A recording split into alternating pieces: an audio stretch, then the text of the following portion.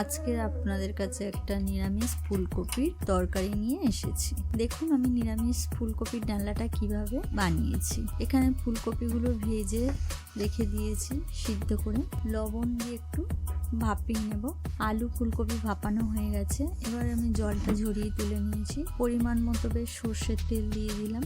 ভাপিয়ে রাখা আলু ফুলকপিগুলো আমি হালকা আছে সামান্য একটু হলুদ লবণ দিয়ে ভেজে নেব হালকা আঁচ দিয়ে। ওই কড়াতে আর একটু সর্ষের তেল দিয়ে দিলাম। তেল ভালো মতো গরম হয়ে গেছে, গোটা জিরে ফোড়নে দিলাম, দুটো তেজপাতা চিড়ে রাখা দিয়ে দিলাম ওই তেলের মধ্যে। ফোড়ন থেকে বেশ সুন্দর একটু গন্ধ ছেড়ে এসেছে। কেটে রাখা টমেটোর টুকরোগুলো দিয়ে দিলাম তেলের মধ্যে। লঙ্কার গুঁড়ো, হলুদ গুঁড়ো, ধনে, জিরের গুঁড়ো মিশ্রণটা আমি দিয়ে দিলাম তেলের মধ্যে। সামান্য একটু জল দিলাম মশলাটা কষানোর জন্য, শুকনো মশলা লেগে যাওয়ার ভয়ে। 1 চামচ আদা বাটা দিয়ে দিলাম, স্বাদ মতো লবণ দিলাম, পরিমাণ মতো মিষ্টি।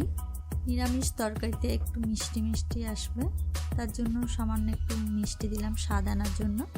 কড়াইশুঁটি পরিমাণ মতো দিলাম। দেখুন বন্ধুরা, এখানে আমার মশলা থেকে তেল ছেড়ে এসেছে। এবারে ভেজে রাখা আলু ফুলকপিগুলো অ্যাড করব।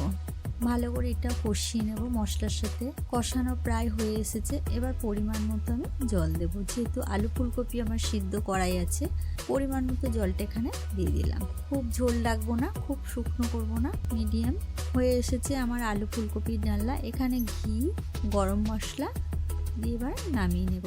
নিরামিষ আলু ফুলকপির ডালনা আপনাদের কাছে তুলে ধরলাম।